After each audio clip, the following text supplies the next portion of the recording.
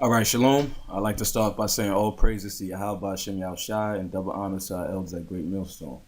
All right, this is right here. You're looking at a site, a military site, which is www.goarmy.com, careers and jobs. So right here, what you're looking at, which I'm gonna get into, Lord willing, through the Spirit, is a job application, basically for the concentration camps. All right, you see the title is careers and jobs.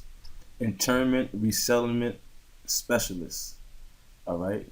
So I got the word internment right here in the free dictionary.com.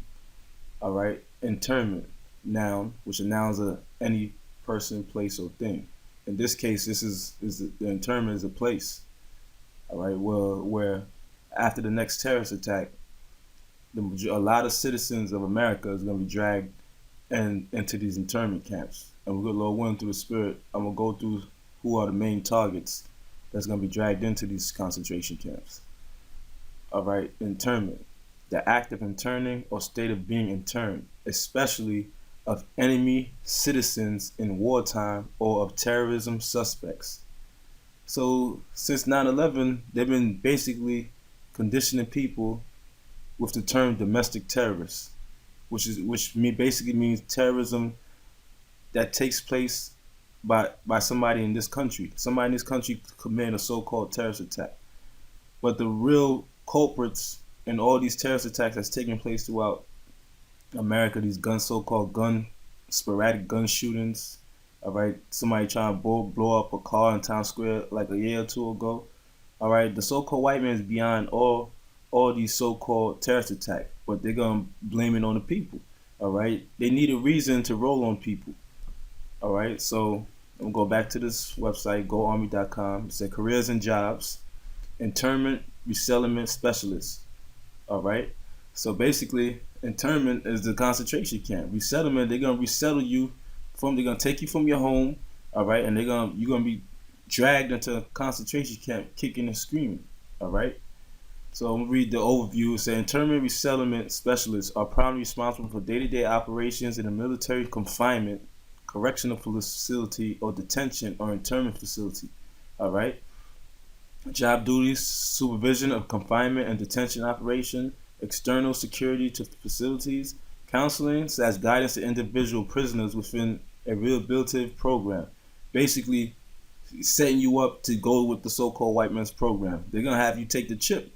All right, that's part of rehabilitating you. Because as far as the government is concerned, if you don't take the chip, there's something wrong with you. That means you must be a terrorist and that you must be against the government and against America. All right. Records of prisoners, internees, and their programs. Requirements: those who want to serve must first take the Armed Service Vocational Aptitude Battery, a series of tests that helps you better understand your strengths and identify which Army jobs are best for you.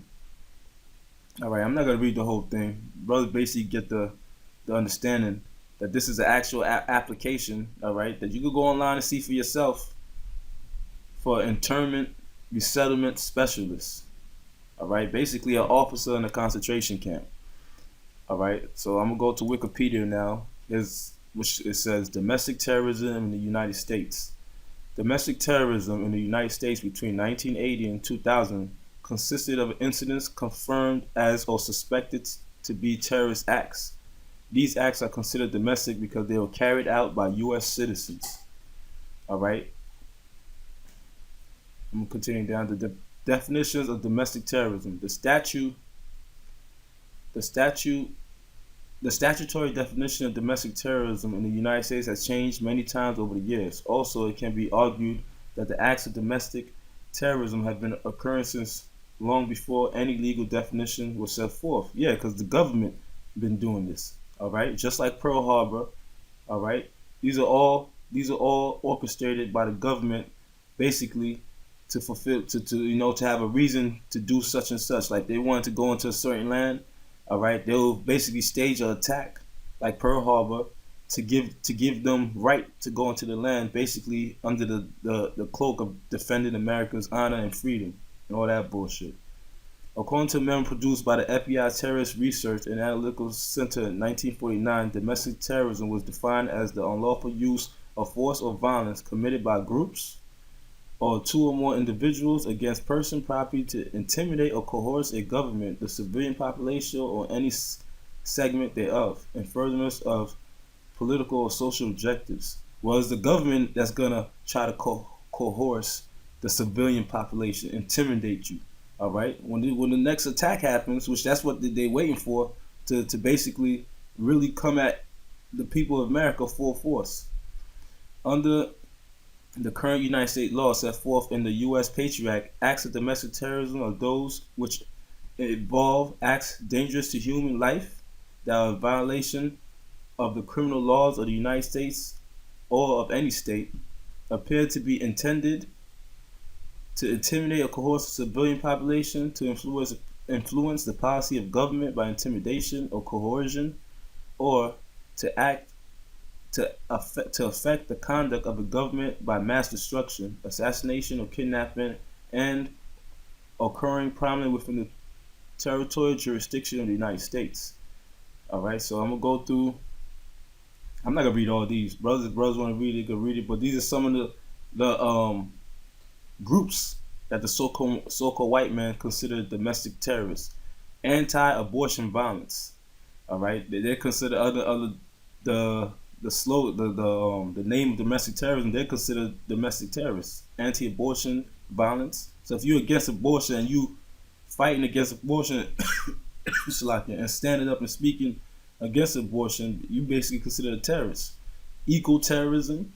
All right, Animal Liberation Front, Alpha 66 and Omega 7, all right, Army of God, Aryan Nations, Black Liberation Army, which they'll basically put us under this category, all right, Hebrew Israelites, because they're not gonna put, but in Project Megiddo, the Black Hebrew Israelites is listed, but right now we on Wikipedia, and it says Black Liberation Army, which first and foremost, the number one target is the Hebrew Israelites, because they're the ones really bang the so-called white man in the head with the truth. All right, so they know that we got the truth and that what we're saying is real and that we not asleep like everybody else.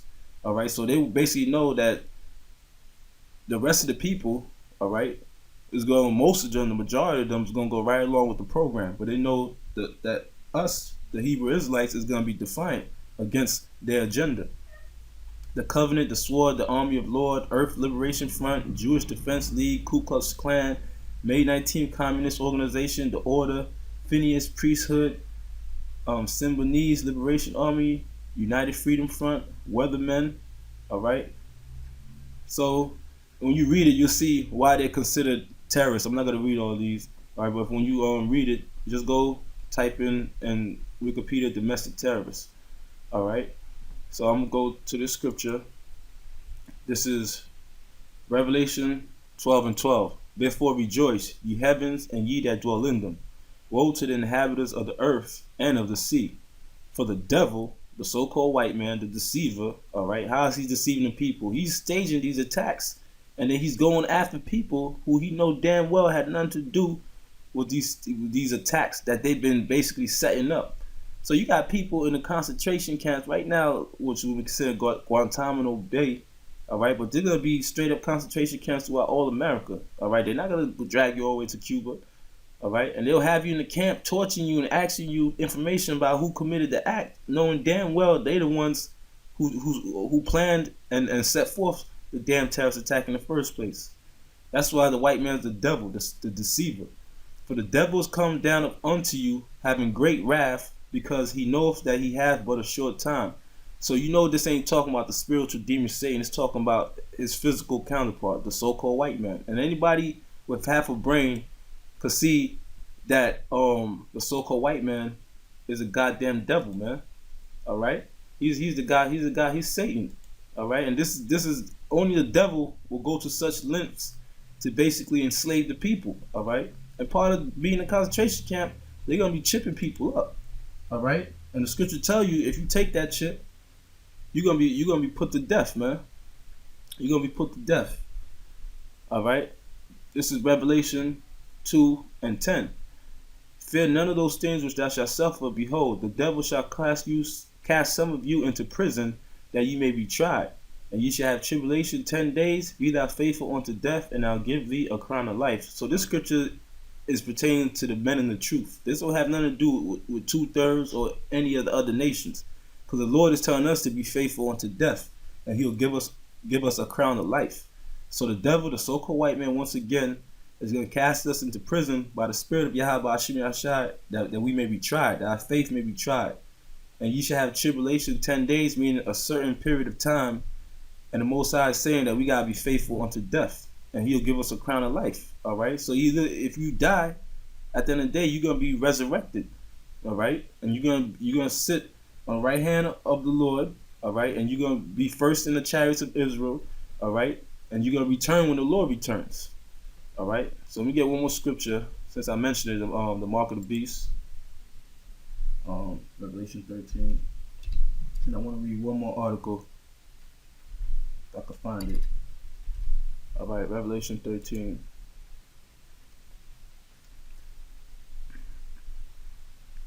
All right, I'm going to start at verse 16 and get straight to the point. This is Revelation 13:16. And He causes all, both small and great, rich and poor, free and bond, to receive a mark in their right hand or in their foreheads. And a lot of this is going to be taking place in the concentration camp, because you got people now who willingly take the chip, all right, under their own free will, not being coerced, all right, not being forced at gunpoint, not being threatened of having their son's head beheaded, all right. They going under their own free will, all right, go and take the chip, because they don't have no understanding that seals your fate in the eyes of the Most High if you're an Israelite. You other nation, it don't make a difference. You can do whatever the hell the fuck you want to do. But as for the Israelites, you take that chip, that seals your fate. All right, all right, and that word there, mark in the Greek is charagma. All right, as you see right here, charagma, which the elders been going through this. They've been breaking this down for years. All right, which means an incision. All right, and that no man might buy or sell save he that have the mark or the name of the beast or the number of his name. So the only way you're gonna be able to function in this society is if you have that chip. Basically, if you don't got the chip, you're not part of the system. All right, you basically an outcast. You're not gonna be able to buy no food. You're not gonna be able to, if you work, because they're gonna deposit your check. That's why they've been conditioning people to get direct deposit. It's easier, it's faster. All right, they're making the chip of something of convenience. Oh, it's convenient to have the chip. You don't gotta wait on long lines. You don't gotta do this. You could pay your bill through your phone. You don't have to go into the store. You can swipe your hand through your phone, and the payment will go to whatever location. All right, so they're making it seem like it's something for your benefit, not knowing this scripture is for your destruction if you take it. If you're an Israelite, you other nations, like I said, through the Spirit of Yahweh Hashem Yahshai, it don't make no difference. All right, whether you take it or not. All right. I want to get one more article, and then I'm gonna close down for now. I know I had it earlier. Salakia.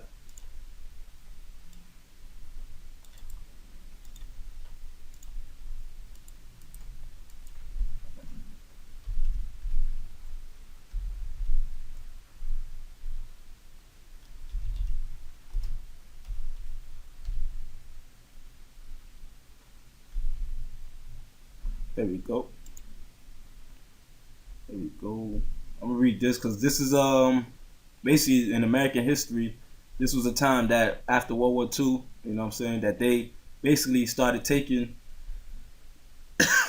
Japanese, not just Japanese Americans, Italians, Germans, all right. They was taken and they was put into internment camps. All right. So this is Executive Order 9066. United States Executive Order 9066 was a United States presidential executive order signed and issued during World War II by United States President Franklin D. Roosevelt on February 19, 1942, authorizing the Secretary of War to prescribe certain areas as military zones. Eventually, EO 9066 cleared the way for deportation of Japanese Americans into internment camps. The executive order was spurred by a combination of war hysteria and reactions to Na Hayu incident.